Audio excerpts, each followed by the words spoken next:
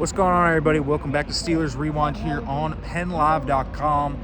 The Steelers fall to the Green Bay Packers 35-25 on Sunday night. Man, if you were at halftime, I'm sure you guys felt good. It was 16-7.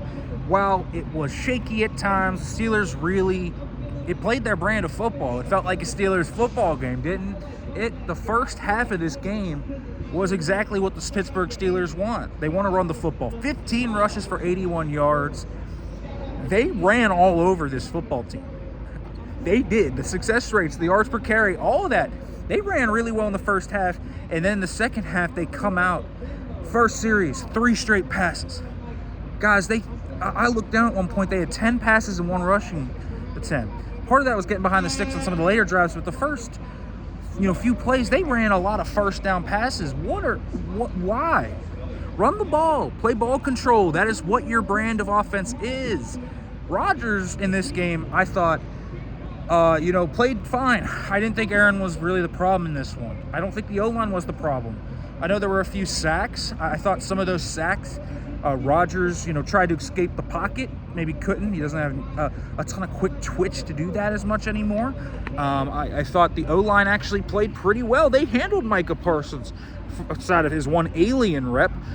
They did fine on some of these. I thought that really the O-line actually is gonna, when you watch the film, and this is gonna be my prediction, when you watch the film, it's gonna be much kinder to the offensive line than what I saw on social media tonight. I really think this offensive line played well. I think they're fitting in well. I say Malo's hurt now. We'll see where that goes. But I actually think this offensive line played fine. Rowan Wilson's emerging. DK Metcalf can't do what he did and get that penalty. But there's pieces on this offense, and there's a formula on this offense that works. Arthur Smith has gotten off the script a few times this year, and in this one I thought he lost the plot a little bit. But I didn't think that was necessarily the biggest issue here. I mean, they still put up 25 points. I know they had a garbage time touchdown and didn't necessarily finish a ton of their drives. So there are things to work on offensively, but this defense is the issue, folks. And we've talked about defensively the issues for this football team, and they are plentiful. Schematic, personnel. Darius Slay didn't even try on Savion Williams' touchdown. That is inexcusable. And we saw that change in his snap count. Brandon Echols played, and Echols missed a few tackles, but at least he was trying. Juan Thornhill out here, on that Christian Watson deep ball. I think if he takes 2 more steps back, he bats it down or maybe picks it off. But I think that was a play where, he was just kind of a little undisciplined there. But Slay, what he did, you can't do that, And so Cam Hayward says post-game, I don't feel like we have a lot of fight in us right now. And it's plays like that illustrate that. At one point, Love was 20 of 20 in a row. He was 16 of 16 at one point in the second half.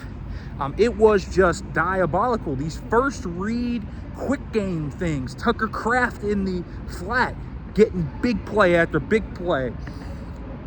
It's significant. The secondary is not fast.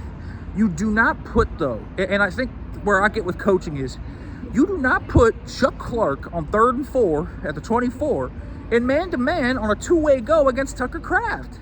What are you doing? That's not putting a guy in a position to succeed.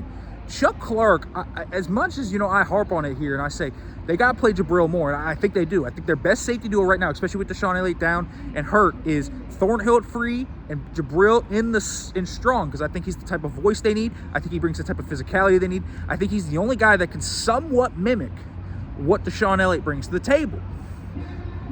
But Chuck Clark, they left that man out to dry on that play.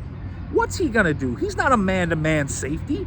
That's never been his game. Even when he was young and solid with the Ravens, that's never what Chuck Clark was great at. What are we doing there? I don't understand it. Playing Nick Herbig 20 snaps before that final garbage time drive. At a 59 snaps, you are taking a dynamic, quick game pass rusher off the field.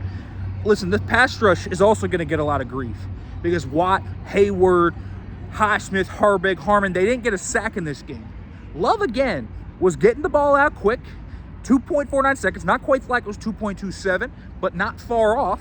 You just aren't going to win when the first read is open every play. And on top of that, what I think you look at is he navigated pressure extremely well today.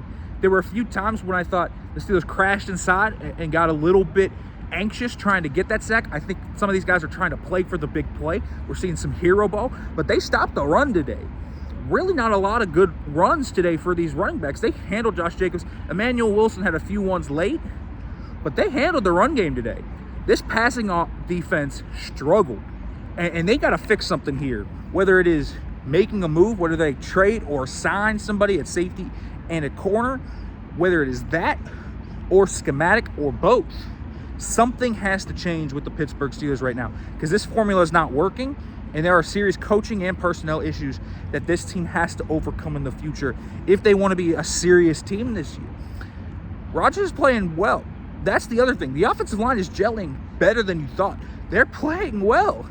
Those groups are playing well, and I will stand by that. If the film says something different, I'll let y'all know on Tuesday, but I don't think it's gonna. And this team defensively has some serious issues right now.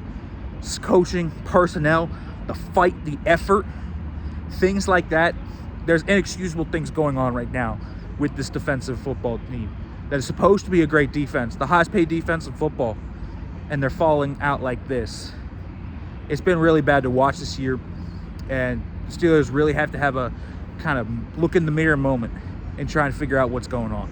All right, folks, make sure to like, comment, subscribe, turn the notification bell for more, and thanks for watching.